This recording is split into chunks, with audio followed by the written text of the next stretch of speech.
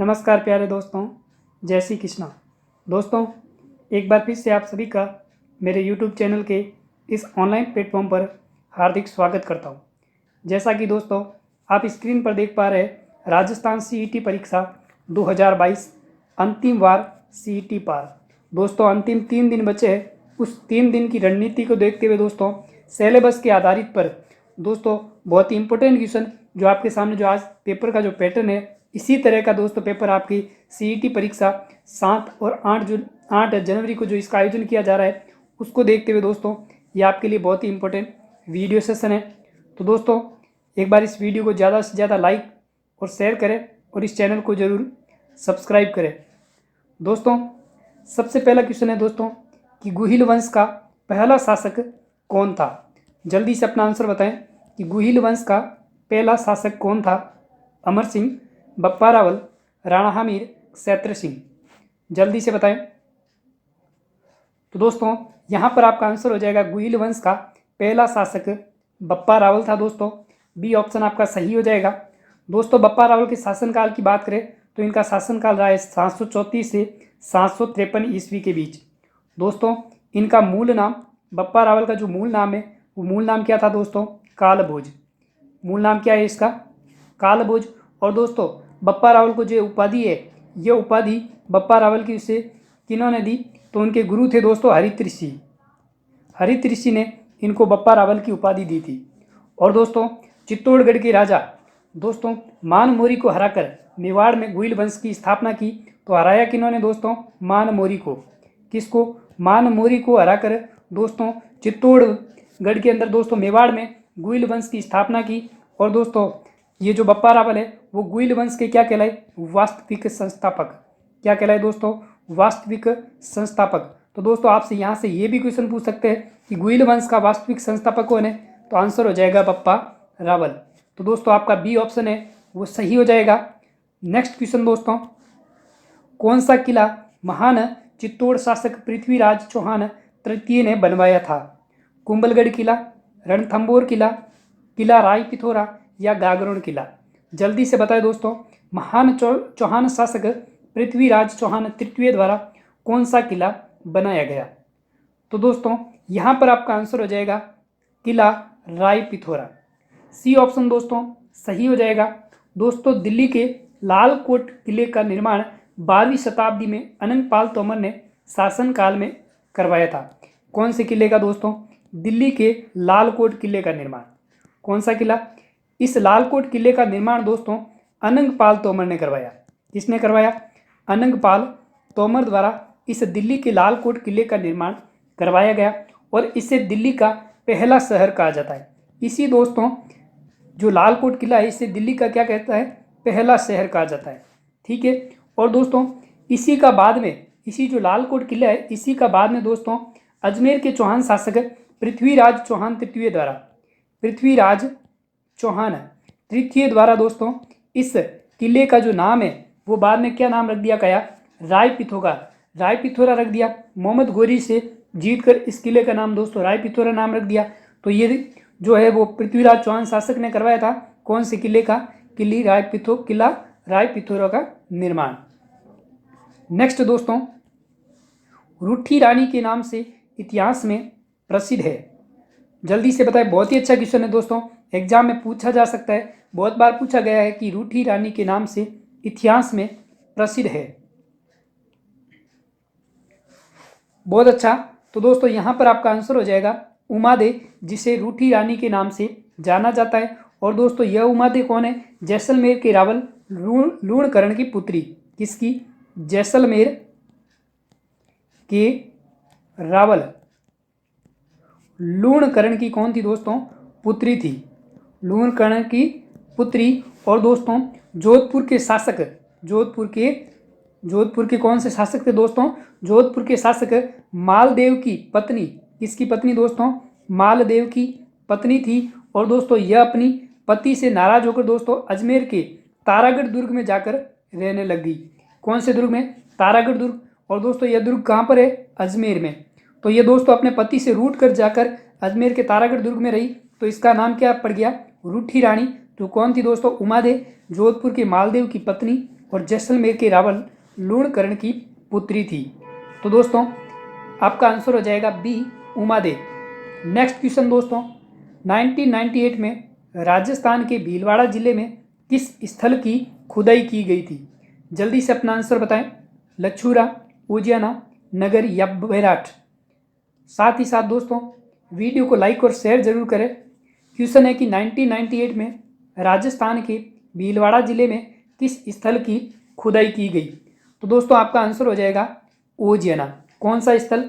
Oceania. और दोस्तों इसके युगीन की बात करें, जो ताम्र युगीन आहड़ संस्कृति से संबंधित है। यह सभ्यता किस संस्कृति से? ताम्र युगीन आहड़ संस्कृति से। तो इसका संबंध कौन सी सभ्यता से है दोस्तों? आहड़ संस्कृति की ताम्र युगीन सभ्यता से। और दोस्तों यह कहाँ पर है? भीलवाड़ा के बदनौर के पास। कहाँ पर दोस्तों? भीलवाड़ा में बदनौर के पास यह सभ्यता स्थित है। कौन सी? ओजियाना।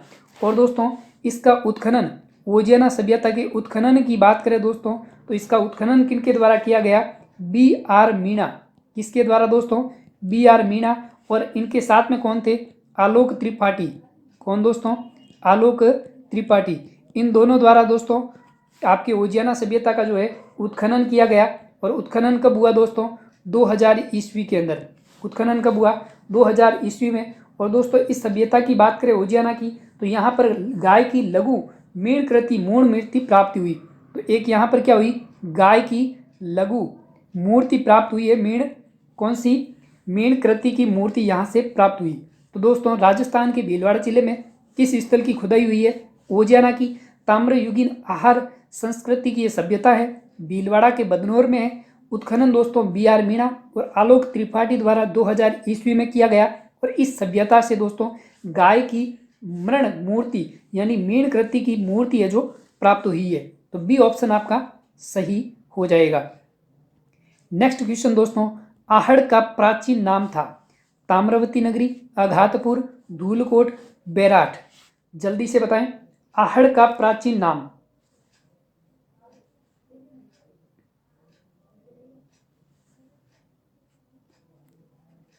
तो दोस्तों जिसका धूलकोट आगाटपुर आ रहा है दोस्तों आंसर, वो आपका गलत है। दोस्तों आहड़ का प्राचीन नाम था ताम्रवती नगरी। क्या नाम था दोस्तों? ताम्रवती नगरी। दोस्तों आगाटपुर, धूलकोट दोस्तों ये इसके 10वीं और 11वीं शताब्दी में, कौन सी शताब्दी में? 10वीं और 11वीं शताब्दी के अंदर दोस्तों इसे आगाटपुर और इसे धूलकोट भी कहा जाता था। तो दोस्तों आपका आंसर हो जाएगा आहड़ का प्राचीन नाम क्या है? ताम्रवती नगरी। ए ऑप्शन आपका सही हो जाएगा। नेक्स्ट क्वेश्चन, 1822 में बनाई गई मेरवाड़ा बटालियन का मुख्यालय था? जालोर, ब्यावर, जोधपुर, जयपुर। जल्दी से बताएं दोस्तों 1822 में बनाई गई मेरवाड़ा जो बटालियन है इसका मुख्यालय था?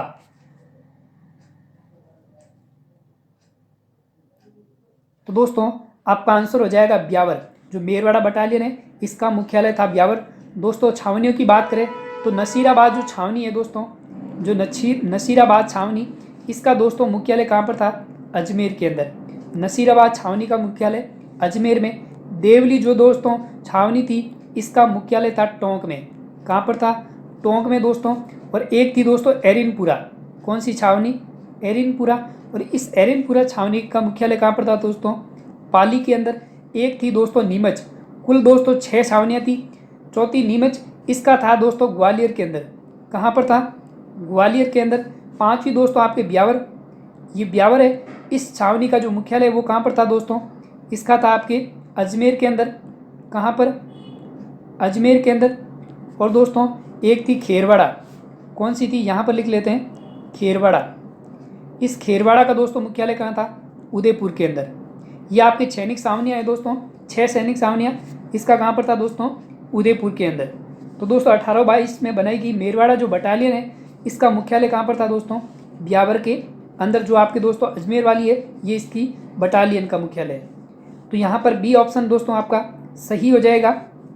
नेक्स्ट क्वेश्चन, साथ ही साथ दोस्तों वीडियो को लाइक और शेयर जरूर करें।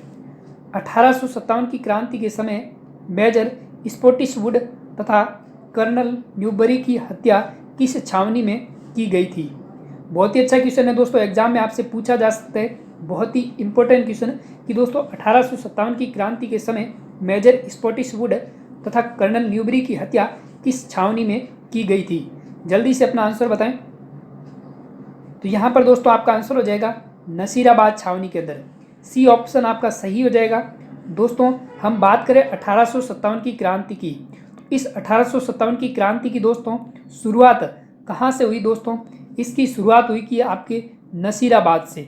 कहाँ से दोस्तों? नसीराबाद। और नसीराबाद दोस्तों कहाँ पर पड़ता है? अजमेर के अंदर। कहाँ पर? अजमेर में। दोस्तों यहाँ पर आपसे इस एग्जाम के अंदर इसकी डेट भी पूछ सकते हैं कि नसीराबाद छावनी से इसकी शुरुआत कौन सी डेट को हुई? तो दोस्तों आपका आंसर हो जाएगा 28 मई को। 28 मई को इसकी शुरुआत हुई। और दोस्तों इन दोनों अधिकारियों को इसके अंदर दोस्तों मार दिया गया। कौन कौन से अधिकारी? स्पॉटिसवुड और कर्नल न्यूबरी की हत्या इस नसीराबाद छावनी में की गई। और दोस्तों 1857 क्रांति की जो अंत है, इस क्रांति का अंत है दोस्तों, वो अंत दोस्तों कहाँ पर हुआ? सीकर के अंदर। यहाँ से भी आपसे क्वेश्चन पूछ सकते हैं कि 1857 की क्रांति का अंत कहाँ हुआ? सीकर के अंदर। शुरुआत हुई दोस्तों नसीराबाद अजमेर से 28 मई को। तो यहाँ पर दोस्तों सी ऑप्शन आपका सही हो जाएगा। दो सैनिक अधिकारी मेजर स्पॉटिसवुड और कर्नल न्यूबरी की हत्या किस छावनी में हुई? नसीराबाद के अंदर। नेक्स्ट दोस्तों राजस्थान के प्रथम स्वतंत्रता सेनानी जिन्हें 1857 के स्वतंत्रता आंदोलन में अंग्रेजों ने फांसी पर लटकाया था। बहुत ही इंपॉर्टेंट क्वेश्चन है दोस्तों। राजस्थान के प्रथम स्वतंत्रता सेनानी जिन्हें स्वतंत्रता आंदोलन में अंग्रेजों के द्वारा फांसी पर लटकाया गया है। खुशहाल सिंह, अमरचंद भाटिया, यज्ञनारायण व्यास, नरसिंह दास। जल्दी से अपना आंसर बताएं। क्या आंसर हो जाएगा दोस्तों? वो क्रांतिकारी कौन थे दोस्तों? अमरचंद भाटिया। बी ऑप्शन यहाँ पर आपका सही हो जाएगा। नेक्स्ट दोस्तों चिड़ावा का गांधी किसे कहा जाता है? बहुत ही इंपॉर्टेंट क्वेश्चन है दोस्तों। यहाँ पर गांधी जी के उपनामों से यहाँ पर 100% क्वेश्चन पूछा जाता है कि चिड़ावा का गांधी किसे कहा जाता है? सरदार हरलाल सिंह, सेठ घनश्याम दास बिड़ला, मास्टर प्यारेलाल गुप्ता या राधा कृष्ण बोहरा। तो दोस्तों बहुत ही अच्छा क्वेश्चन है। चिड़ावा का गांधी उपनाम से किससे जाना जाता है? मास्टर प्यारेलाल गुप्ता को। सी ऑप्शन आपका सही हो जाएगा। दोस्तों चिड़ावा में अमर सेवा समिति की स्थापना 1922 में की गई। इसी दोस्तों चिड़ावा के अंदर अमर सेवा समिति, किस समिति की दोस्तों? अमर सेवा जो समिति है, इस समिति की दोस्तों स्थापना कब की गई? चिड़ावा के अंदर 1922 के अंदर। और दोस्तों इस मास्टर प्यारेलाल गुप्ता का जन्म दोस्तों, इनका जन्म कहाँ से हुआ दोस्तों? यूपी के अलीगढ़ में। कहाँ पर हुआ दोस्तों? यूपी के अलीगढ़ में मास्टर प्यारेलाल का जन्म हुआ। और दोस्तों गांधी जी के उपनामों की बात करें तो दोस्तों सबसे पहले हम बात करेंगे वागड़ का गांधी। वागड़ का गांधी। दोस्तों वागड़ के गांधी के उपनाम से किसे जाना जाता है? भोगीलाल पांड्या को। किसे जाना जाता है दोस्तों? भोगीलाल पांड्या को। ठीक है दोस्तों। और दूसरा दोस्तों राजस्थान का गांधी। राजस्थान का गांधी। तो दोस्तों राजस्थान के गांधी उपनाम से किसे जाना जाता है? गोकुल भाई भट्ट को। किसे जाना जाता है? गोकुल भाई भट्ट। तीसरा दोस्तों गांधी जी का पांचवा पुत्र, ये भी इंपॉर्टेंट है, ये भी बार बार पूछा जा चुका है कि गांधी जी का पांचवा पुत्र किसे कहा जाता है दोस्तों? तो दोस्तों गांधी जी का पांचवा पुत्र जमनालाल बजाज को। किसे? जमनालाल बजाज को दोस्तों गांधी जी का पांचवा पुत्र कहा जाता है। और दोस्तों चिड़ावा का गांधी किसे कहा जाता है? मास्टर प्यारेलाल गुप्ता को। यहाँ से दोस्तों आपके एग्जाम में जरूर एक क्वेश्चन छप सकता है, एक बार इसका स्क्रीनशॉट ले ले कि दोस्तों अमर सेवा समिति की स्थापना 1922 में की गई चिड़ावा के अंदर। और दोस्तों मास्टर प्यारेलाल गुप्ता का जन्म यूपी अलीगढ़ में हुआ। और दोस्तों गांधी जी के उपनाम की बात करें तो वागड़ का गांधी किसे कहा जाता है? भोगीलाल पांड्या को। राजस्थान का गांधी गोकुल भाई भट्ट को। और गांधी जी का पांचवा पुत्र जमनालाल बजाज को। और चिड़ावा का गांधी किसे कहा जाता है? मास्टर प्यारेलाल गुप्ता को। नेक्स्ट दोस्तों साथ ही साथ दोस्तों वीडियो को लाइक और शेयर करें। 1938 में करौली प्रजामंडल की स्थापना किसने की थी? ये भी क्वेश्चन बहुत ही अच्छा है दोस्तों। 1938 के अंदर करौली प्रजामंडल की स्थापना किसके द्वारा की गई? जल्दी से अपना आंसर बताएं। तो दोस्तों यहाँ पर आपका आंसर हो जाएगा त्रिलोक चंद माथुर द्वारा 1938 के अंदर दोस्तों करौली प्रजामंडल की स्थापना की गई। दोस्तों राज्य सेवक संघ के अध्यक्ष मुंशी त्रिलोक चंद माथुर की अध्यक्षता में दोस्तों ये त्रिलोक चंद माथुर ये क्या थे दोस्तों? राज्य सेवक संघ के अध्यक्ष। राज्य सेवक जो संघ है इसके दोस्तों अध्यक्ष थे कौन? त्रिलोक चंद माथुर दोस्तों। और इन्होंने दोस्तों 1938 के अंदर 1938 में प्रांतीय कांग्रेस कमेटी अजमेर की शाखा करौली में स्थापित की। कौन सी कांग्रेस कमेटी दोस्तों? प्रांतीय कांग्रेस कमेटी। प्रांतीय जो कांग्रेस दोस्तों कमेटी है इसकी स्थापना है वो आपके कहाँ पर की दोस्तों? अजमेर के अंदर। और दोस्तों राज्य सेवक संघ के अध्यक्ष पर रहते हुए दोस्तों इन्होंने करौली प्रजा मंडल की स्थापना 1938 के अंदर की थी। तो यहाँ पर दोस्तों आपका आंसर हो जाएगा त्रिलोक चंद माथुर। सी ऑप्शन सही हो जाएगा। दोस्तों आपको पता है कि आज का जो वीडियो सेशन है वो बहुत ही महत्वपूर्ण है। सीईटी ग्रेजुएशन लेवल और दोस्तों 10+2 लेवल के लिए ये दोस्तों दो एग्जाम के जो आयोजन है 7 और 8 जो आपके जनवरी में और दूसरा दोस्तों फरवरी के अंदर इसका ट्रायल शुरू हो रहा है 10+2 वाले। तो दोस्तों उनके लिए ये वीडियो सेशन बहुत ही इंपॉर्टेंट है। बहुत ही इंपॉर्टेंट क्वेश्चन दोस्तों जो आपको एग्जाम में कहीं ना कहीं देखने को दोस्तों मिलेंगे इससे रिलेटेड। तो दोस्तों ये पेपर का जो पैटर्न है वो आपके लिए बहुत ही फायदेमंद होगा। तो वीडियो को लाइक और शेयर जरूर करें। अगला क्वेश्चन है कि स्वतंत्रता प्राप्ति के समय राजस्थान में क्षेत्रफल की दृष्टि से सबसे बड़ी रियासत कौन सी थी? वेरी वेरी मोस्ट इंपॉर्टेंट दोस्तों, हमेशा यहाँ से क्वेश्चन पूछा जाता है कि स्वतंत्रता प्राप्ति के समय राजस्थान में क्षेत्रफल की दृष्टि से सबसे बड़ी रियासत कौन सी थी? मेवाड़, मारवाड़, आमेर या अलवर? जल्दी से अपना आंसर बताएं। सबसे बड़ी रियासत कौन सी थी दोस्तों? तो यहाँ पर दोस्तों आपका आंसर हो जाएगा मारवाड़, जो दोस्तों स्वतंत्रता प्राप्ति के समय राजस्थान की क्षेत्रफल की दृष्टि से सबसे बड़ी रियासत। अब दोस्तों यहाँ पर रियासतों से संबंधित क्वेश्चन पूछा जाता है। सबसे प्राचीन रियासत की बात करें किसकी दोस्तों? सबसे प्राचीन रियासत। तो सबसे प्राचीन रियासत कौन सी है दोस्तों? मेवाड़। कौन सी? मेवाड़। उसके बाद में दोस्तों नवीन रियासत कौन सी? नवीन रियासत। तो दोस्तों नवीन रियासत आपकी कौन सी है? झालावाड़। ये आपको याद रखना है, यहाँ से दोस्तों आपके क्वेश्चन जरूर पूछे जाएंगे। झालावाड़ है जो नवीन रियासत। और सबसे प्राचीन रियासत कौन सी है? मेवाड़। और दोस्तों सबसे बड़ी रियासत की बात करें तो आपको पता ही है कि सबसे बड़ी जो रियासत है वो कौन सी है? मारवाड़। मारवाड़ के अंदर दोस्तों कौन सी? जोधपुर वाली। ठीक है, ये सबसे बड़ी रियासत। उसके बाद में दोस्तों सबसे छोटी रियासत भी आपसे पूछा जा सकता है कि दोस्तों सबसे जो छोटी रियासत है वो छोटी रियासत दोस्तों कौन सी थी? तो सबसे छोटी रियासत है आपकी शाहपुरा। कौन सी रियासत है? शाहपुरा। तो दोस्तों सबसे प्राचीन मेवाड़, सबसे नवीन झालावाड़, सबसे बड़ी मारवाड़ और सबसे छोटी रियासत कौन सी? शाहपुरा। तो यहाँ पर आपसे सबसे बड़ी पूछा है तो आपका आंसर हो जाएगा मारवाड़। एक बार इसका स्क्रीनशॉट ले ले। नेक्स्ट दोस्तों, साथ ही साथ दोस्तों वीडियो को लाइक और शेयर करना न भूले। अगला क्वेश्चन है कि बाला किला राजस्थान के किस जिले में स्थित है? बाला किला राजस्थान के किस जिले में स्थित है? तो दोस्तों आपका आंसर हो जाएगा अलवर जिले के अंदर। बी ऑप्शन आपका सही हो जाएगा।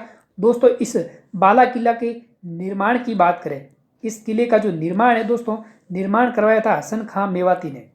किसने करवाया? हसन खां मेवाती ने। दोस्तों इसका निर्माण हसन खां मेवाती ने 1550 ईस्वी में करवाया। इसे दोस्तों किस श्रेणी में रखा जाता है? गिरिदुर्ग की श्रेणी में, क्योंकि दोस्तों पहाड़ियों से घिरा हुआ है तो गिरिदुर्ग की श्रेणी में इस किले को रखा जाता है, बाला किले को। दोस्तों इस बाला किले के उपनाम की बात करें तो इस किले का उपनाम क्या है? आंख वाला किला। क्या किला है? आंख वाला किला के नाम से भी इसको जाना जाता है। और दोस्तों राव राजा प्रताप सिंह किले पर कब्जा कर अलवर बसाया। किसने दोस्तों? इसी किले पर राव राजा प्रताप सिंह ने, कौन से राजा ने? प्रताप सिंह ने दोस्तों इसी किले पर कब्जा करके अलवर को बसाया था। ठीक है दोस्तों, तो बाला किला कहाँ पर स्थित है? अलवर के अंदर। और इसके निर्माण की बात करें दोस्तों, इस किले का निर्माण करवाया था हसन खां मेवाती ने 1550 ईस्वी में। नेक्स्ट है दोस्तों, निम्नलिखित में से कौन सा मंदिर गुर्जर प्रत्यार वास्तुशैली का नहीं है? किराड़ू का सोमेश्वर मंदिर, ओसिया का सूर्य मंदिर, गोठ मांगलो का दधिमती माता मंदिर और चार चौमों का शिव मंदिर। दोस्तों आपको बताना है कि कौन सा मंदिर है वो गुर्जर प्रत्यार शैली में नहीं बना हुआ है। जल्दी से बताइए क्या आंसर होगा। बहुत ही अच्छा दोस्तों, आपका आंसर हो जाएगा चार चौमा का शिव मंदिर दोस्तों, जो गुर्जर प्रत्यार शैली में नहीं बनाया गया है। किराड़ू का सोमेश्वर मंदिर, ओसिया का सूर्य मंदिर और गोठ मांगलोद का दती माता मंदिर तीनों दोस्तों गुर्जर पत्यार शैली में बनाए गए हैं। दोस्तों चार चौमा का जो शिव मंदिर है ये आपके कहाँ पर स्थित है? कोटा के अंदर। और दोस्तों यह चार चौमा का मंदिर शिवालय गुप्तकालीन, कौन सी दोस्तों? शिवालय गुप्तकालीन प्राचीन शिव मंदिर है। ये कैसा मंदिर है दोस्तों? शिवालिक गुप्तकालीन प्राचीन शिव मंदिर है। और इसमें दोस्तों चतुर्मुखी शिव की प्रतिमा है। कितने मुखी? चतुर्मुखी शिव की प्रतिमा रखी हुई है। तो दोस्तों यह प्राचीन गुप्तकालीन शिव मंदिर है। गुर्जर प्रतिहार काल के तो किराड़ू सोमेश्वर मंदिर, ओसिया का सूर्य मंदिर और गोठ मांगलोद का दधी माता मंदिर है। तो यहाँ पर दोस्तों आपका नहीं पूछा है तो डी ऑप्शन आपका सही हो जाएगा। नेक्स्ट, पीर फखरुद्दीन बाबा की मजार किस नदी के तट पर स्थित है? ये भी क्वेश्चन दोस्तों बहुत इंपॉर्टेंट है। पीर फखरुद्दीन बाबा जी मजार किस नदी के तट पर है? तो यहाँ पर आपका आंसर हो जाएगा दोस्तों माही नदी के तट पर, जो दोस्तों कहाँ पर स्थित है इसकी मजार? डूंगरपुर के अंदर। कहाँ पर दोस्तों? डूंगरपुर में। और डूंगरपुर में दोस्तों किस जगह पर? गलियाकोट में। किस जगह पर? गलियाकोट में दोस्तों, माही नदी के किनारे। कहाँ पर? माही नदी के किनारे। तो दोस्तों कहाँ पर स्थित है? डूंगरपुर, गलियाकोट, माही नदी के किनारे बाबा फखरुद्दीन की मजार, जो दोस्तों दाऊदी बोहरा संप्रदाय के हजारों लोग उर्स मनाते हैं। यहाँ पर कौन सी संप्रदाय के? दाऊदी बोहरा संप्रदाय के जो लोग हैं हजारों की संख्या में यहाँ पर अपना उर्स मनाते हैं। तो ये फखरुद्दीन बाबा जी की मजार किस नदी के तट पर है? माही नदी के तट पर। बी ऑप्शन आपका सही हो जाएगा। नेक्स्ट क्वेश्चन, साथ ही साथ दोस्तों वीडियो को लाइक और शेयर जरूर करें। जसवंत थड़ा कहाँ पर अवस्थित है? जसवंत थड़ा है वो कहाँ पर अवस्थित है? तो दोस्तों आप सभी को यही तो आंसर पता होगा कि जसवंत थड़ा कहाँ पर है? जोधपुर के अंदर। दोस्तों यह कहाँ पर जसवंत थड़ा किस जगह पर है? जोधपुर में दोस्तों, मेहरानगढ़ के पास। कहाँ पर? जो मेहरानगढ़ दुर्ग है इसके पास दोस्तों गीत में संगमरमर से निर्मित इमारत। और दोस्तों इसी जसवंत थड़ा का निर्माण है वो किसने करवाया दोस्तों? जसवंत सिंह द्वितीय की दोस्तों स्मृति में। किसकी? जसवंत सिंह दोस्तों द्वितीय की स्मृति में महाराजा सरदार सिंह ने। किसने करवाया? महाराजा सरदार सिंह ने 1906 ईस्वी में जसवंत थड़ा का निर्माण कराया जसवंत सिंह द्वितीय की स्मृति में। और जो इसे जोधपुर नरेशों की वंशावली के चित्र बने हुए। इसमें दोस्तों जोधपुर के जो नरेश है इनके वंशावली के दोस्तों क्या बने हुए? चित्र बने हुए। किसके? जोधपुर के नरेशों के वंशावली के चित्र इस जसवंत थड़ा में बने हुए हैं। तो आंसर हो जाएगा जोधपुर के अंदर स्थित है। नेक्स्ट क्वेश्चन दोस्तों, निम्नलिखित में से कौन सा राजपूताना चित्रकला के स्कूलों और उनकी शैलियों के अनुसार सही सुमेलित नहीं है? मेवाड़ स्कूल नाथद्वारा और देवगढ़ शैली की, मारवाड़ स्कूल किशनगढ़ और नागौर शैली की, हाड़ौती स्कूल कोटा और बूंदी शैली की, और ढूंढाड़ स्कूल चावंड और उदयपुर शैली की। तो कौन सा जो आपके जो राजपूताना चित्रकला की स्कूल और उनकी शैलियों के अनुसार सही सुमेलित नहीं है? तो यहाँ पर दोस्तों आपका आंसर हो जाएगा डी। जो दोस्तों ढूंढाड़ जो स्कूल है ये आपके आमेर, जयपुर, अलवर, उठियारा और शेखावटी, करौली और इसरदा, ये सारे के सारे दोस्तों इस शैलियों के उपशैली है। तो ढूंढाड़ वाला क्षेत्र दोस्तों आपके किस में आएगा? आमेर और जयपुर वाले में। ये किस में आएगा दोस्तों? आमेर है, जयपुर है, अलवर है। इन क्षेत्र में दोस्तों ये ढूंढाड़ वाली स्कूल शैली आएगी, जिसमें उठियारा, शेखावटी, करौली, इसरदा, सामोद शैलिया और उपशैलिया इसकी प्रमुख उपशैलिया है। तो यहाँ पर दोस्तों डी ऑप्शन है वो आपका क्या हो जाएगा? सही हो जाएगा। नेक्स्ट क्वेश्चन, प्रसिद्ध मीनाकारी थेवा कला का संबंध किस स्थान से है? वेरी मोस्ट इंपॉर्टेंट क्वेश्चन दोस्तों, यहाँ से भी आपसे क्वेश्चन पूछा जा सकता है कि थेवा कला का संबंध किस स्थान से है? तो दोस्तों आपका आंसर हो जाएगा प्रतापगढ़ से। डी ऑप्शन आपका सही हो जाएगा दोस्तों। प्रतापगढ़ की मीनाकारी थेवा कला कहलाती है। यह दोस्तों हरे, नीले, लाल व पीले कांच पर बने सोने व चांदी की आकर्षक चित्रकारी होती है। तो दोस्तों ये थेवा कला है वो कैसे कैसे रंग की होती है? हरा रंग है, नीला है, पीला है। इन दोस्तों रंगों से बनी हुई कांच पर किस पर बनाई जाती है दोस्तों? कांच पर बनाई जाती है सोने व चांदी की आकर्षक चित्रकारी। और दोस्तों थेवा कला के प्रसिद्ध चित्रकार की बात करें तो थेवा जो कला है प्रतापगढ़ की दोस्तों, इसके प्रतीक चित्रकार कौन है? नाथूजी सोनी। कौन है दोस्तों? नाथूजी सोनी। तो ये क्वेश्चन भी आपसे पूछ सकते हैं कि थेवा कला के प्रसिद्ध चित्रकार कौन है? नाथूजी सोनी। ठीक है दोस्तों, चलते हैं नेक्स्ट क्वेश्चन की तरफ। राजस्थान में संभागीय आयुक्त व्यवस्था को कब पुनर्जीवित किया गया? बहुत ही अच्छा क्वेश्चन है दोस्तों। राजस्थान के अंदर दोस्तों संभागीय जो आयुक्त व्यवस्था है इसे कब पुनर्जीवित किया गया? तो आंसर हो जाएगा दोस्तों 1987 में। संभागीय व्यवस्था दोस्तों 1949 में शुरू की गई थी। यहाँ से आपसे पूछ सकते हैं कि जो संभागीय व्यवस्था है इसकी दोस्तों शुरुआत है वो शुरुआत कब की गई दोस्तों? 1949 के अंदर। और दोस्तों उस समय 5 संभागों को इसमें शामिल रखा गया था, जिसमें कौन कौन से दोस्तों 5 संभाग थे? दोस्तों संभागीय व्यवस्था हुई थी 1949 में शुरुआत हुई थी, उस समय दोस्तों 5 संभाग थे। कौन कौन से? एक तो दोस्तों आपके था जयपुर संभाग, दूसरा दोस्तों जोधपुर संभाग, तीसरा संभाग कौन सा था दोस्तों? कोटा, चौथा संभाग दोस्तों उदयपुर, और पांचवा था दोस्तों बीकानेर। 1949 में दोस्तों इन 5 संभागों से संभागीय आयुक्त की जो संभागीय व्यवस्था की शुरुआत हुई थी। और दोस्तों बाद में 1962 के अंदर मोहनलाल सुखाड़िया ने इसे समाप्त कर दिया। 1962 में दोस्तों समाप्त किसने किया? मोहनलाल सुखाड़िया ने। ये बहुत इंपॉर्टेंट फैक्ट बनेगा दोस्तों यहाँ से। मोहनलाल सुखाड़िया द्वारा संभागीय व्यवस्था को क्या कर दिया?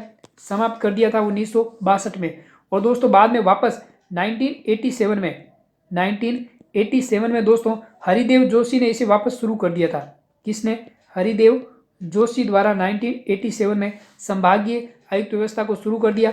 ये इंपॉर्टेंट बन रहा है दोस्तों। 1962 में मोहनलाल सुखाड़िया द्वारा संभागीय आयुक्त व्यवस्था को क्या कर दिया था? समाप्त कर दिया था। तो दोस्तों इसकी शुरुआत हुई थी 1949 में। तो यहाँ पर सी ऑप्शन है वो आपका क्या बन जाएगा? सही बन जाएगा। नेक्स्ट क्वेश्चन, राजस्थान राज्य की उत्तर से दक्षिण लंबाई कितने किलोमीटर है? बहुत इंपॉर्टेंट क्वेश्चन है। राजस्थान राज्य की उत्तर से दक्षिण की ओर लंबाई कितने किलोमीटर है? 826, 869, 896 और 862। दोस्तों उत्तर से दक्षिण तो आंसर हो जाएगा 826 किलोमीटर दोस्तों इसकी लंबाई है। दोस्तों पूर्व से पश्चिम की बात करें, पूर्व से पश्चिम, तो दोस्तों पूर्व से पश्चिम इसकी लंबाई कितनी है? 869 किलोमीटर। कितनी है? 869। और दोस्तों उत्तर से दक्षिण की बात करें, उत्तर से दक्षिण लंबाई कितनी है? 826 किलोमीटर। दोस्तों राजस्थान की लंबाई व चौड़ाई में अंतर की बात करें, राजस्थान की लंबाई व चौड़ाई इन दोनों के बीच दोस्तों अंतर की बात करें तो अंतर दोस्तों कितना है? 43 किलोमीटर का। ये भी आपसे पूछ सकता है कि राजस्थान की लंबाई और चौड़ाई के अंदर अंतर कितना है? 43 किलोमीटर। दोस्तों यहाँ से जैसे कि बात करें, ये वाली जो लंबाई है वो आपकी कितनी है? 826, और ये वाली जो लंबाई है वो आपकी है 869 किलोमीटर। ठीक है, तो एक बार इसका स्क्रीनशॉट ले ले। नेक्स्ट क्वेश्चन कि निम्न में से थार मरुस्थल के किस भाग की समुद्र तल से सबसे कम ऊंचाई है? बहुत इंपॉर्टेंट क्वेश्चन है दोस्तों कि थार मरुस्थल के किस भाग की समुद्र तल से सबसे कम ऊंचाई है? जल्दी से आंसर बताएं। सबसे कम ऊंचाई किसकी है दोस्तों? तो आपका आंसर हो जाएगा दक्षिणी भाग की सबसे कम ऊंचाई है। दोस्तों सामान्य ऊंचाई कितनी है? 200 मीटर। सामान्य ऊंचाई की बात करें दोस्तों तो इसकी सामान्य ऊंचाई कितनी है? 200 मीटर। ठीक है, जो दक्षिणी भाग के अंदर स्थित है। किस भाग में दोस्तों? दक्षिणी भाग में। और दोस्तों 300 मीटर जो ऊंचाई है वो किस में है? उत्तरी भाग के अंदर। कहाँ पर है? उत्तरी भाग में इसकी ऊंचाई कितनी है? 300 मीटर। तो दोस्तों समुद्र तल से सबसे कम ऊंचाई कौन सी भाग की है? दक्षिणी भाग की। बी ऑप्शन आपका सही हो जाएगा। नेक्स्ट क्वेश्चन, साथ ही साथ दोस्तों वीडियो को लाइक और शेयर जरूर करें। अगला क्वेश्चन है कि राजस्थान में छप्पन का मैदान किस नदी के बेसिन में स्थित है? बहुत ही इंपॉर्टेंट क्वेश्चन है दोस्तों। राजस्थान के अंदर छप्पन का जो मैदान है वो किस नदी बेसिन के अंदर स्थित है? तो आपका आंसर हो जाएगा दोस्तों माही बेसिन के अंदर। सी ऑप्शन आपका सही हो जाएगा। और दोस्तों इसी माही बेसिन को वागड़ क्षेत्र भी कहा जाता है। इस मैदान को किस नाम से जाना जाता है दोस्तों? इस मैदान को वागड़ क्षेत्र के नाम से जाना जाता है। और दोस्तों इसे छप्पन का मैदान भी कहा जाता है। ये दोस्तों माही की सहायक नदियों से निर्मित मैदान है। किस नदी से? माही की जो सहायक नदी है उन नदियों से यह निर्मित मैदान है। यह दोस्तों कौन से जिलों में? बांसवाड़ा, प्रतापगढ़, डूंगरपुर और दोस्तों उदयपुर के दक्षिण पूर्वी भाग, कौन से, उदयपुर के दोस्तों दक्षिण पूर्वी भाग में स्थित है। तो दोस्तों ये आपके जो माही का जो मैदान है, इसी के अंदर दोस्तों माही नदी के बेसिन में 56 का मैदान है। इस मैदान को वागड़ क्षेत्र भी कहा जाता है और यह दोस्तों बांसवाड़ा, प्रतापगढ़, डूंगरपुर और उदयपुर के दक्षिण पूर्वी भाग में विस्तृत है। तो सी ऑप्शन आपका सही हो जाएगा। नेक्स्ट क्वेश्चन, कोपेन के वर्गीकरण के अनुसार गंगानगर, हनुमानगढ़ और बीकानेर में किस प्रकार की जलवायु मिलती है। Very very most important question दोस्तों, कोपेन के वर्गीकरण से संबंधित जलवायु से यहाँ से एक क्वेश्चन आपका जरूर पूछा जाएगा। तो दोस्तों आपसे पूछा जा रहा है कि गंगानगर, हनुमानगढ़ और बीकानेर वाला जो क्षेत्र है कोपेन के जलवायु वर्गीकरण के आधार पर यह किस जलवायु क्षेत्र का भाग है। तो आपका आंसर हो जाएगा BWHW। दोस्तों BSHW की बात करें तो इसके अंदर दोस्तों कौन से जिले आएंगे आपके, जालोर, बाड़मेर और जोधपुर, ये दोस्तों BSHW शुष्क वाले भाग। CWG की बात करें तो दोस्तों CWG के अंदर पूर्वी व मध्य राजस्थान वाला भाग, कौन सा, पूर्वी व मध्य राजस्थान का अरावली का पूर्वी भाग, किसका, अरावली का जो पूर्वी भाग है वो इस क्षेत्र में दोस्तों आपके आएगा। AW की बात करें दोस्तों तो इसके अंदर दोस्तों AW में कौन सा क्षेत्र, डूंगरपुर, बांसवाड़ा और दक्षिणी चित्तौड़ व झालावाड़ वाला क्षेत्र वो AW वाले क्षेत्र में आपका आ जाएगा। ठीक है, तो दोस्तों कोपेन के वर्गीकरण के अनुसार गंगानगर, हनुमानगढ़ और बीकानेर वाला क्षेत्र किस जलवायु के अंदर आएगा, BWHW। ए ऑप्शन आपका सही हो जाएगा। नेक्स्ट क्वेश्चन, इनमें से कौन सी राजस्थान की अंतः प्रवाही नदी नहीं है। कौन सी नदी दोस्तों राजस्थान की अंतः प्रवाही नदी नहीं है। तो यहाँ पर दोस्तों आपका आंसर हो जाएगा सागी। कांतली, काकड़ी और घग्गर तीनों दोस्तों अंतर्प्रवाही नदी है। अरब सागर की ओर चलने वाली नदी यह दोस्तों कौन सी नदी है, जो सागी नदी है ना, ये आपके किस जगह चलने वाली है, अरब सागर की ओर, अरब सागर की ओर चलने वाली नदी है।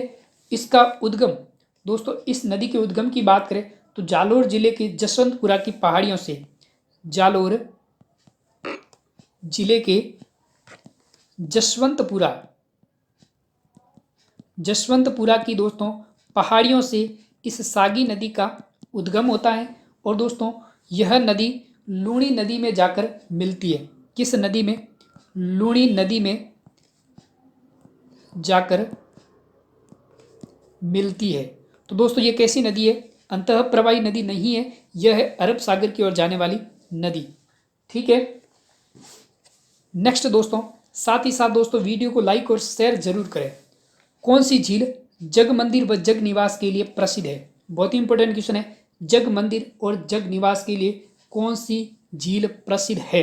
फतेह सागर, पिछोला, आना सागर, जयसमंद, जल्दी से बताएं कौन सी झील दोस्तों।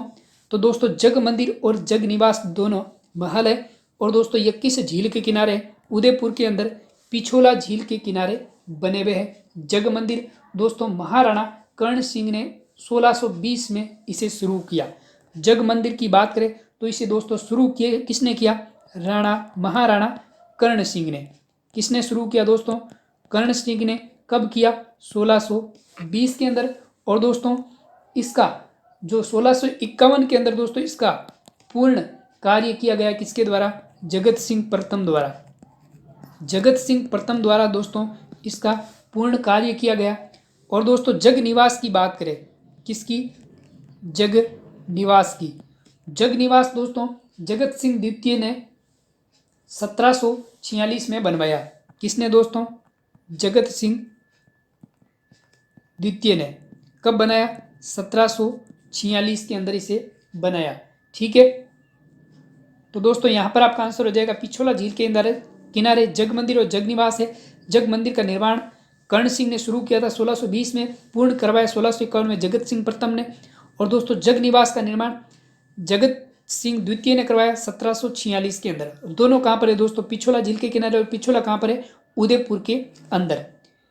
नेक्स्ट क्वेश्चन, सुमेलित नहीं है कोलायत नहर जोधपुर बीकानेर के अंदर, गजनेर नहर बीकानेर नागौर में, फलोदी नहर जैसलमेर बीकानेर में, वागड़ नहर बीकानेर जैसलमेर। सुमेलित कौन सा नहीं है?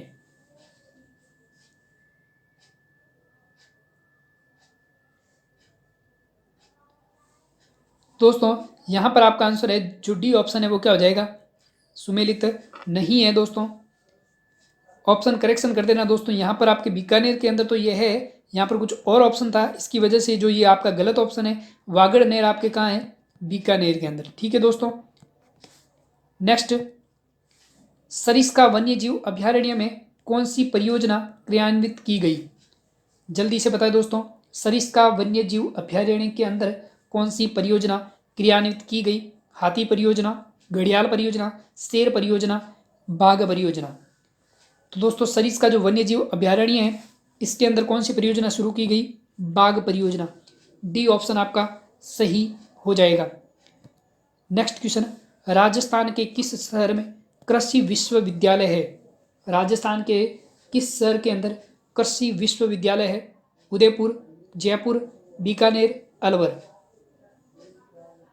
तो दोस्तों आपका आंसर हो जाएगा बीकानेर के अंदर कृषि विश्वविद्यालय है। और इस कृषि विश्वविद्यालय का दोस्तों पूरा नाम क्या है? स्वामी केशवानंद राजस्थान कृषि विश्वविद्यालय।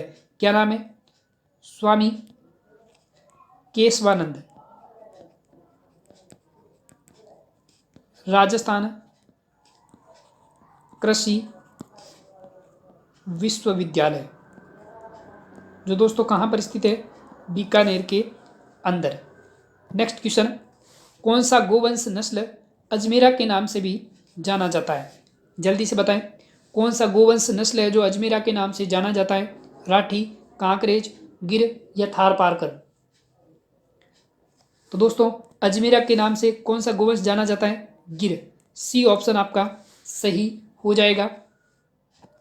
नेक्स्ट, राजस्थान के किस जिले में जिप्सम का उत्पादन सर्वाधिक होता है? जिप्सम का उत्पादन किस जिले में होता है? अजमेर, बाड़मेर, जैसलमेर, उदयपुर। बहुत ही अच्छा क्वेश्चन है। एग्जाम के पॉइंट ऑफ व्यू से देखें तो बहुत ही इंपॉर्टेंट क्वेश्चन है कि जिप्सम का उत्पादन किस जिले के अंदर सर्वाधिक होता है? तो दोस्तों आपका आंसर हो जाएगा जैसलमेर के अंदर सर्वाधिक होता है। दोस्तों इनकी खानों की बात करें तो एक दोस्तों नागौर के अंदर भी है। नागौर में दोस्तों बदवासी गोट मांगलोद खान। कौन सी? बदवासी गोट मांगलोद। ये दोस्तों आपके कहाँ है? नागौर में। दूसरी दोस्तों बीकानेर के अंदर। बीकानेर के अंदर दोस्तों ये खान किस नाम से है? जामसर व लूणकरण सर। किस नाम से? जामसर व लूणकरण सर। और दोस्तों तीसरी आपकी कौन सी है? जैसलमेर के अंदर। जैसलमेर के अंदर दोस्तों इसके उत्पादन की सर्वाधिक जिप्सम का उत्पादन होता है। और इसके अंदर दोस्तों कौन सी है? मोहनगढ़ क्षेत्र में। कौन से क्षेत्र में? मोहनगढ़ क्षेत्र में दोस्तों जिप्सम का उत्पादन होता है। तो दोस्तों यहाँ पर सी ऑप्शन है वो आपका क्या हो जाएगा? सही हो जाएगा। दोस्तों आज का जो वीडियो सेशन है बहुत ही एग्जाम की दृष्टि से देखें, पॉइंट ऑफ व्यू से देखें तो बहुत ही इंपॉर्टेंट है सीईटी के एग्जाम के लिए। बहुत ही अच्छे क्वेश्चन है दोस्तों, एग्जाम में आपको देखने को जरूर मिल सकते हैं। स्वयं सिद्ध योजना किसके लिए है? स्वयं सिद्ध योजना किसके लिए है? अनाथ बच्चों की सुरक्षा के लिए, बेघर वृद्धों के लिए, संकटग्रस्त महिलाओं के आश्रय और पुनर्वास के लिए, या शारीरिक रूप से असक्षम बच्चों के लिए। स्वयं सिद्ध योजना का संबंध किससे है? जल्दी से अपना आंसर बताएं। बहुत ही अच्छा दोस्तों, स्वयं सिद्ध योजना संकटग्रस्त महिलाओं के आश्रय और पुनर्वास के लिए यह योजना शुरू की गई। सी ऑप्शन आपका सही हो जाएगा। नेक्स्ट दोस्तों, राजस्थान में मुख्यमंत्री लघु उद्योग प्रोत्साहन योजना निम्न में से किस वर्ष में शुरू की गई? जल्दी से अपना आंसर बताएं। मुख्यमंत्री लघु उद्योग प्रोत्साहन योजना कब शुरू की गई? तो दोस्तों आपका आंसर हो जाएगा 2019 के अंदर राजस्थान में मुख्यमंत्री लघु उद्योग प्रोत्साहन योजना का शुभारंभ किया गया। सी ऑप्शन आपका सही हो जाएगा। साथ ही साथ दोस्तों वीडियो को लाइक और शेयर जरूर करें और चैनल को जरूर सब्सक्राइब करें। राजस्थान की कार्यपालिका का संवैधानिक प्रमुख कौन होता है? राजस्थान की कार्यपालिका का संवैधानिक प्रमुख कौन होता है? तो दोस्तों ऑप्शन है मुख्य सचिव, राष्ट्रपति, मुख्यमंत्री, राज्यपाल। तो दोस्तों कार्यपालिका का संवैधानिक प्रमुख होता है आपका राज्यपाल। डी ऑप्शन आपका सही हो जाएगा। नेक्स्ट दोस्तों, बटनेर दुर्ग के निर्माणकर्ता कौन थे? बटनेर दुर्ग के निर्माणकर्ता राजा हनु, राजा मान, राजा भूपत, राजा भट्टाचार्य। जल्दी से अपना आंसर बताएं।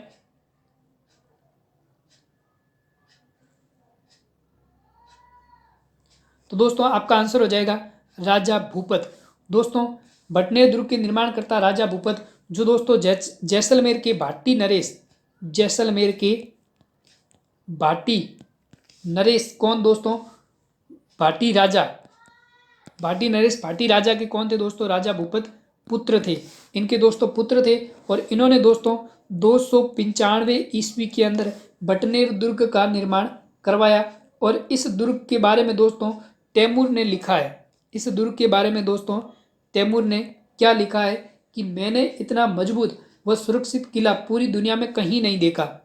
क्या लिखा दोस्तों तैमूर ने कि मैंने इस दुर्ग के जितना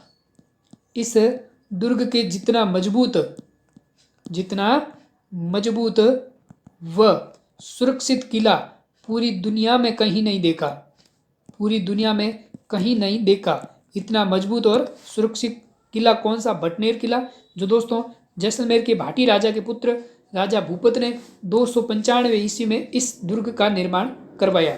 तो सी ऑप्शन आपका सही हो जाएगा। नेक्स्ट क्वेश्चन, लोक देवता मलिनाथ जी का मंदिर कहाँ पर स्थित है? बहुत इंपॉर्टेंट क्वेश्चन है, हमेशा दोस्तों एग्जाम में पूछा जाता है। स्टार लगा दे कि लोक देवता मलिनाथ जी का मंदिर कहाँ पर स्थित है? तिलवाड़ा बाड़मेर, नगला जाज भरतपुर, साथेगांव जालोर, पांचोटा गांव जालोर। जल्दी से अपना आंसर बताएं। लोक देवता मलिनाथ जी का मंदिर कहाँ पर स्थित है? तो दोस्तों आपका आंसर हो जाएगा तिलवाड़ा बाड़मेर के अंदर लोक देवता मलिनाथ जी का मंदिर बना हुआ है। और दोस्तों ये किस नदी के किनारे? लूणी नदी के किनारे तिलवाड़ा बाड़मेर में स्थित है। और दोस्तों जोधपुर से पश्चिम का परगना इन्हीं के नाम पर मलानी कहलाता है। दोस्तों इसी लोक देवता मलिनाथ जी के नाम पर जोधपुर के जो पश्चिम का जो परगना है वो इसी के नाम पर परगना, इन्हीं के नाम पर मालानी कहलाता है। किसके नाम पर? इन्हीं के नाम पर दोस्तों क्या कहलाता है? जोधपुर का परगना मालानी कहलाता है।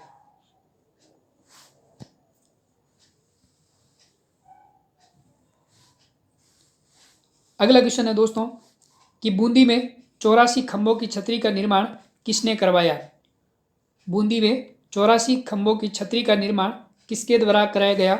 राव अनिरुद्ध सिंह, राव शत्रुसाल, देवा ने या महाराव विष्णु ने? जल्दी से अपना आंसर बताएं। बूंदी में 84 खंभों की छतरी का निर्माण किसके द्वारा करवाया गया? तो दोस्तों आपका आंसर हो जाएगा देवा ने बूंदी के अंदर 84 खंभों की छतरी का निर्माण करवाया, जो दोस्तों कब करवाया? 1683 से 1695 में इसका निर्माण करवाया गया। नेक्स्ट दोस्तों अगला क्वेश्चन है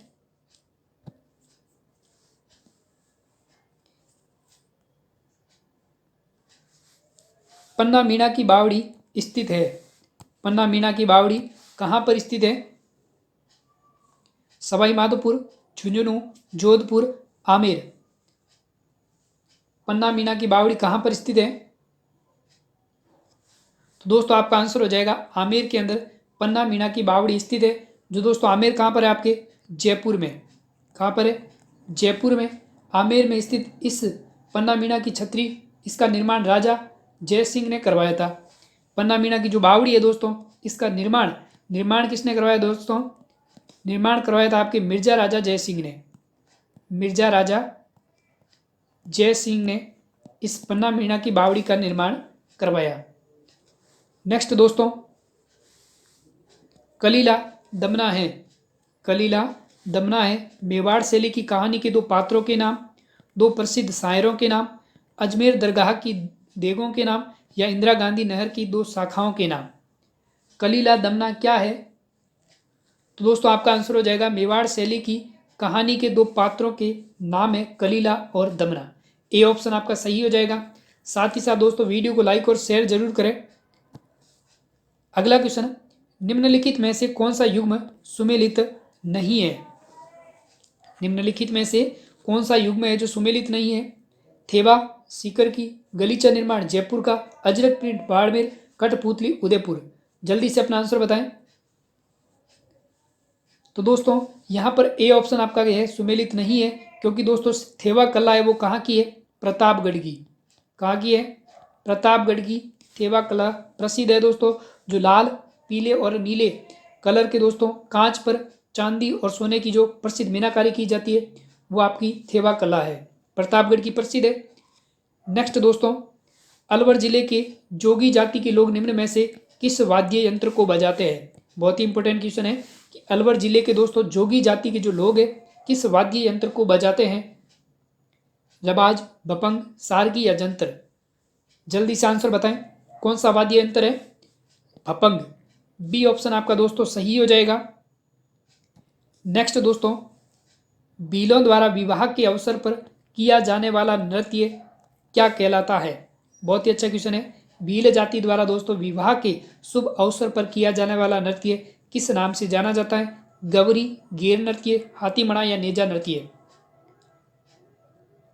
जल्दी बताएं दोस्तों, भील जाति द्वारा विवाह के अवसर पर किया जाने वाला नृत्य क्या कहलाता है, हाथीमड़ा। सी ऑप्शन आपका सही हो जाएगा। चलते हैं नेक्स्ट क्वेश्चन की तरफ।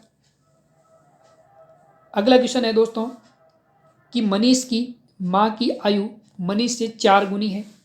5 वर्ष बाद माँ की आयु मनीष की आयु की 3 गुनी हो जाएगी, तो बताएं मनीष की वर्तमान आयु क्या होगी। बहुत ही अच्छा क्वेश्चन है। जल्दी से दोस्तों अपना आंसर बताएं कि मनीष की वर्तमान आयु क्या होगी।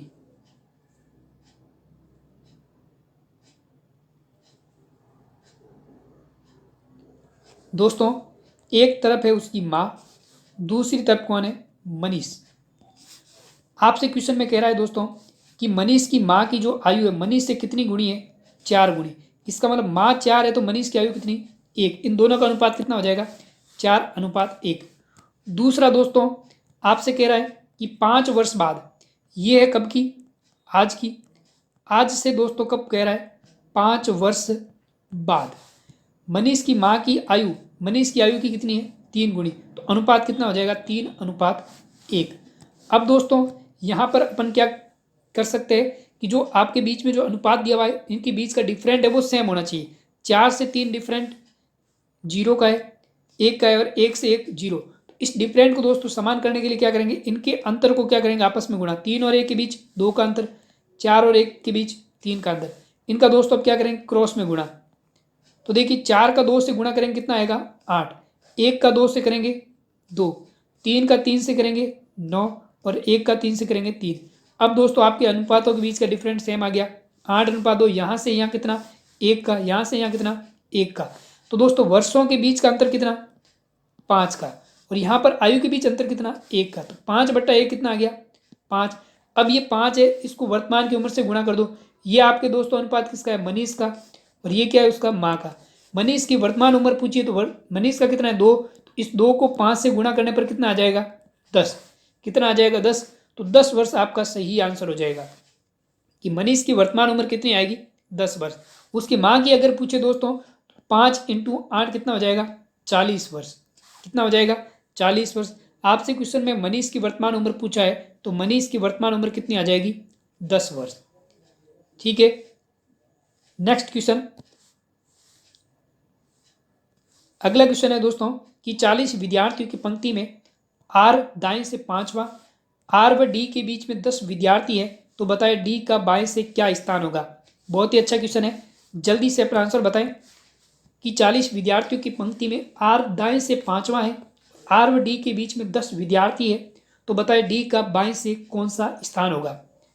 एक बार इधर देखें दोस्तों, जैसे ये एक पंक्ति है, इसके अंदर दोस्तों ये आपका जो भाग है वो कौन सा है, बायां, और ये भाग कौन सा है, दायां। अब यहां से दोस्तों आपसे क्वेश्चन में कहा है कि आर का, मान लीजिए ये आर बैठा है यहां पर, इसका दोस्तों दाएं से कौन सा स्थान है, 5वां। ठीक है, और दोस्तों इस आर व डी के बीच में यहां मान लीजिए कौन बैठा है, डी। इनके बीच में कितने विद्यार्थी है, 10। 1 2 3 4 5 6 7 8 9 10। ठीक है, तो इसका मतलब दोस्तों आर व डी के बीच में 10 है और आर दाएं से 5 है। इसका मतलब इस डी का दोस्तों दाएं से कौन सा स्थान हो जाएगा? 10 और 5 15 और 1 16। कौन सा स्थान हो जाएगा? डी का दोस्तों दाएं से 16 है। अब आप यहां से बाएं से पता कर सकते हैं। पूरी पंक्ति में दोस्तों मुझे बताओ, पूरी पंक्ति में कितने विद्यार्थी है? यहां से यहां तक पूरी पंक्ति में कितने हैं? 40 है। तो दोस्तों पूरी पंक्ति में 40, दाएं से डी का स्थान कौन सा हो गया? 16। तो 40 में से 16 गए, पीछे कितने बच गए दोस्तों? 24। कितने बच गए? 24। अब इसके अंदर एक और ऐड कर दे, कितना हो गया? 25। तो दोस्तों इस डी का बाएं से स्थान कौन सा आ जाएगा? 25वां स्थान आ जाएगा। तो आपका आंसर है डी है वो क्या हो जाएगा? सही हो जाएगा। एक बार इसका स्क्रीनशॉट ले ले। Next question. साथ ही साथ दोस्तों वीडियो को लाइक और शेयर जरूर करें। अगला क्वेश्चन है कि एक कस्बे की वर्तमान जनसंख्या 1,76,400 है। इसमें 5% की दर से वृद्धि हुई है। तो 2 वर्ष पूर्व की जनसंख्या ज्ञात कीजिए। दोस्तों ध्यान रखना है, आपसे पूर्व की जनसंख्या पूछ रहा है, तो जल्दी से अपना आंसर बताएं। क्या आंसर होगा? देखिए दोस्तों, गांव की वर्तमान जनसंख्या कितनी है? 1,76,400।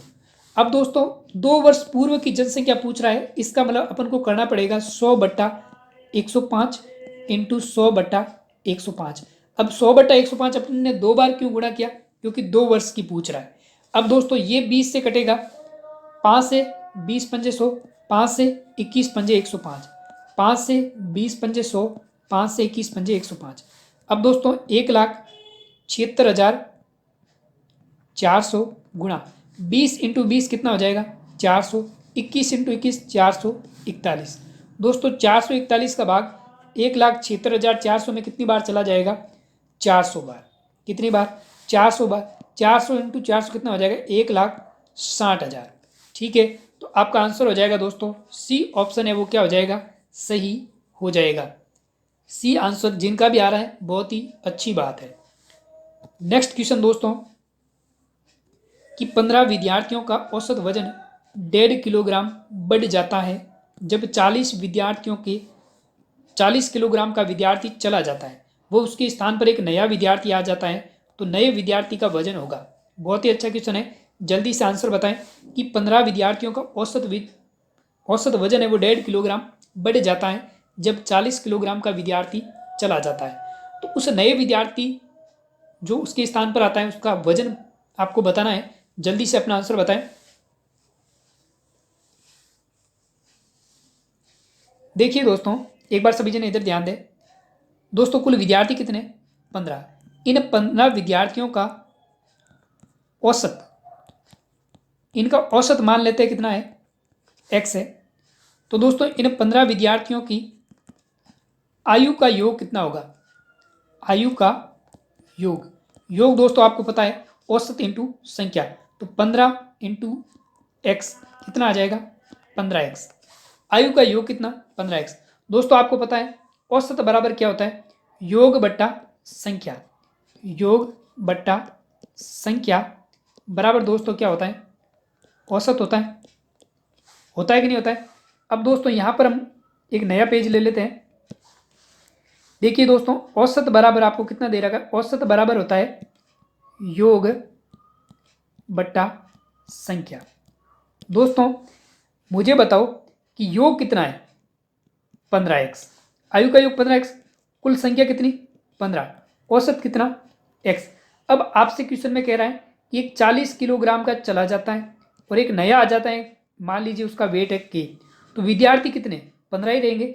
दोस्तों 40 का चला गया, नया k आ गया 15 है, तो उसके औसत में क्या परिवर्तन हुआ? 1.5 किलोग्राम बढ़ गया, यानी कि इसका औसत कितना बढ़ गया? 1.5 किलोग्राम बढ़ गया। अब दोस्तों सॉल्व कर ले। 15x माइनस 40 प्लस k बराबर 15 को इस तरफ गुणा करेंगे तो 15x प्लस 15 इंटू 15 225, एक संख्या बाद पॉइंट यानी 22.5। ठीक है, ये 15x और ये 15x कट गया, तो k बराबर कितना आ गया दोस्तों? 22.5 प्लस 40 कितना आ गया? 66.5। तो जो नया विद्यार्थी आया है उसका वजन कितना है? 66.5 किलोग्राम। तो आपका आंसर दोस्तों हो जाएगा 62.5। कितना आ जाएगा? 62.5 है। आपका बी ऑप्शन सही हो जाएगा। 40 में 22 ऐड करने पर कितना हो जाएगा 62.5। कितना हो जाएगा 62.5। तो यहाँ पर आपका बी ऑप्शन है वो सही हो जाएगा। ठीक है, एक बार इसका स्क्रीनशॉट ले ले। नेक्स्ट क्वेश्चन, अगला क्वेश्चन है दोस्तों कि 21,000 की धनराशि को ए, बी और सी में इस प्रकार विभाजित किया गया है कि ए को बी व सी के कुल का 2/3 भाग, बी को ए व सी के कुल का 3/4 भाग प्राप्त होता है, तो सी के हिस्से की राशि होगी। बहुत ही इंपॉर्टेंट क्वेश्चन है यहाँ पर दोस्तों, ऐसा क्वेश्चन आपके एग्जाम में जरूर छपेगा। 21,000 की धनराशि है, ए बी सी 3 जनों में बांटनी है। ए को बी व सी के कुल का 2/3, बी को ए व सी के कुल का 3/4 भाग प्राप्त होता है, तो सी को उसके हिस्से में कितनी राशि प्राप्त हुई। देखिए दोस्तों, आप यहाँ पर एक बात का ध्यान रखना, कह रहा है कि ए को बी व सी के कुल का 2/3, जैसे ए है ये, ए को कितना मिला बी और सी इन दोनों के कुल का कितना 2/3, और दोस्तों बी को कितना मिला, बी को मिला है ए और सी इन दोनों के कुल का 3/4। तो दोस्तों यहाँ से इस वाले यहाँ से क्या इक्वेशन बनेगी, ए बट्टा बी प्लस सी बराबर 2/3, और इस बी वाले से बन जाएगा बी बट्टा ए प्लस सी बराबर हो जाएगा 3/4। ठीक है दोस्तों, अब यहाँ पर दोस्तों 2 और 3 इनका योग कितना हो रहा है 5, 4 और 3 7। दोस्तों दोनों के डिफरेंट को अपन को क्या करना है बराबर करना है। तो बराबर करने के लिए दोस्तों अपन क्या करेंगे, एक नई स्लाइड ले लेते हैं। देखिए दोस्तों, ए बट्टा बी प्लस सी कितना आ रहा है 2/3, बी बट्टा ए प्लस सी कितना आ रहा है 3/4। दोस्तों 3 और 4 का योग 7, इसको 7 से गुणा कर देंगे, और 2 और 3 का योग 5, इसको 5 से कर देंगे। तो 2 × 7 कितना 14, और 3 × 7 कितना 21, 5 × 3 कितना 15, और 5 × 4 कितना 20। अब देखते हैं योग इनका बराबर आ रहा है 14 और 21 35, 15 और 20 35। इसका मतलब दोस्तों ए बराबर कितना 14, बी बराबर कितना 15, ए प्लस बी प्लस सी कितना है 35। तो यहाँ से दोस्तों आपका सी कितना हो जाएगा 35 माइनस ए और बी का योग कितना 14 और 15 29, 35 में से 29 जाएगा कितना बचेगा 6। तो सी बराबर कितना आ गया 6। यहाँ पर सी का हिस्सा 6 है। और दोस्तों आपके क्वेश्चन में कुल धनराशि कितनी दी हुई है 2100 रुपये, कुल धनराशि 2100। यहाँ पर कुल धनराशि कितनी हो रही है 35। पूछ किसका रहा है सी का, तो सी का कितना है 6 से गुणा कर देंगे। अब दोस्तों 35 का भाग 2100 में कितनी बार गया 60 बार, 6 × 60 कितना हो जाएगा 360। तो दोस्तों आपका आंसर बी ऑप्शन है वो क्या हो जाएगा सही हो जाएगा। नेक्स्ट क्वेश्चन है, माइकोलॉजी के अंतर्गत किसका अध्ययन किया जाता है। बहुत ही अच्छा क्वेश्चन है दोस्तों, माइकोलॉजी के अंतर्गत किसका अध्ययन किया जाता है, जीवाणु, शैवाल, कवक या विषाणु। जल्दी से अपना आंसर बताएं। तो दोस्तों यहाँ पर आपका आंसर हो जाएगा कवक। दोस्तों माइकोलॉजी के अंतर्गत कवक का अध्ययन किया जाता है। दोस्तों शैवाल के अध्ययन से जुड़ी वनस्पति शास्त्र की शाखा को फाइकोलॉजी कहा जाता है। दोस्तों ये जो शैवाल है इसके अंतर्गत जो जुड़ी हुई वनस्पति जो शाखा होती है इसे किस नाम से जाना जाता है फाइकोलॉजी के नाम से। किस नाम से दोस्तों फाइकोलॉजी के नाम से। और दोस्तों माइकोलॉजी किसके अंतर्गत आएगी आपके कवक के अंतर्गत आएगी। सी ऑप्शन है वो आपका सही हो जाएगा। नेक्स्ट क्वेश्चन, बाइफोकल लेंस का आविष्कार किसने किया था। जल्दी से बताएं, बाइफोकल लेंस का आविष्कार किसने किया। Rudolf Diesel, Benjamin Franklin, Thomas Alva Edison, Alfred B Nobel. Bifocal lens का आविष्कार किसके द्वारा किया गया। तो दोस्तों आपका आंसर हो जाएगा बेंजामिन फ्रैंकलिन द्वारा बाइफोकल लेंस इसका आविष्कार किया गया। यह लेंस दोस्तों दो अलग अलग ऑप्टिकल शक्तियों द्वारा बना हुआ होता है। किसके द्वारा दोस्तों, दो अलग अलग ऑप्टिकल शक्तियों द्वारा इस लेंस का निर्माण किया जाता है। वो दोस्तों दोनों ऑप्टिकल शक्तियां कौन कौन सी है, एक तो दूरदृष्टि, दूसरा दोस्तों निकट दृष्टि। कौन सा, निकट दृष्टि। इनके साथ बना लेंस होता है, जो कौन सा लेंस है दोस्तों, बाईफोकस लेंस, बाईफोकल लेंस। जो दोस्तों इसका जो आविष्कार है वो किसके द्वारा किया गया, बेंजामिन फ्रैंकलिन द्वारा। नेक्स्ट दोस्तों, मलेरिया का वाहक पोषक है, जल्दी बताएं, मलेरिया का वाहक पोषक है मादा क्यूलेक्स मच्छर, नर एनाफिलीज मच्छर, नर एडीज मच्छर या उपयुक्त में से कोई नहीं। जल्दी बताएं, मलेरिया का वाहक पोषक है, तो दोस्तों आपका आंसर हो जाएगा उपयुक्त में से कोई नहीं, क्योंकि दोस्तों मलेरिया रोग है वो मादा एनाफिलीज मच्छर के काटने से होता है, मादा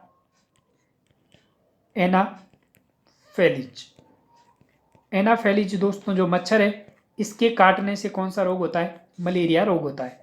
तो दोस्तों यहाँ पर आपका डी ऑप्शन है वो क्या हो जाएगा, सही हो जाएगा, क्योंकि उपयुक्त में से ऐसा कोई नहीं है जो मलेरिया का वाहक परपोषक है।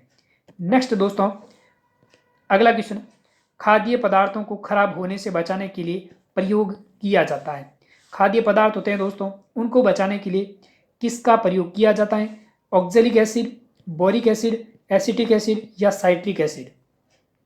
जल्दी बताएं, खाद्य पदार्थों को दोस्तों खराब होने से यानी सुरक्षित रखने के लिए किसका प्रयोग किया जाता है, तो दोस्तों यहाँ पर आपका आंसर हो जाएगा साइट्रिक एसिड का प्रयोग किया जाता है, डी ऑप्शन है वो आपका सही हो जाएगा। नेक्स्ट क्वेश्चन, निम्नलिखित में से दोस्तों आज का आखिरी क्वेश्चन है कि निम्नलिखित में से कौन सा डीडीटी का एक घटक नहीं है। जल्दी बताएं, डीडीटी का एक घटक नहीं है, कार्बन, फ्लोरीन, क्लोरीन या हाइड्रोजन। तो दोस्तों डीडीटी के घटक कौन कौन से होते हैं, कार्बन होता है, क्लोरीन होता है, हाइड्रोजन होता है, लेकिन दोस्तों फ्लोरीन आपके डीडीटी का एक प्रमुख घटक नहीं है, तो यहाँ पर बी ऑप्शन आपका सही हो जाएगा। तो दोस्तों ये आपके थे सीईटी एग्जाम के लिए बहुत ही इंपॉर्टेंट वीडियो सेशन, जिसके अंदर दोस्तों ऐसे क्वेश्चन थे जहाँ पर संभावना बन सकती है दोस्तों आपके एग्जाम में ये क्वेश्चन छपेंगे 100%। अच्छे से दोस्तों इस वीडियो सेशन को देखना है, और दोस्तों अगर आपको वीडियो लगा है अच्छा तो इसे ज़्यादा से ज़्यादा लाइक और शेयर जरूर करना, और इस चैनल को दोस्तों सब्सक्राइब करना ना भूलें, और बेल आइकन बटन को जरूर दबाएं, जिससे दोस्तों आपको इससे भी अच्छे वीडियो सेशन आपको देखने को मिले। तो दोस्तों तब तक के लिए धन्यवाद।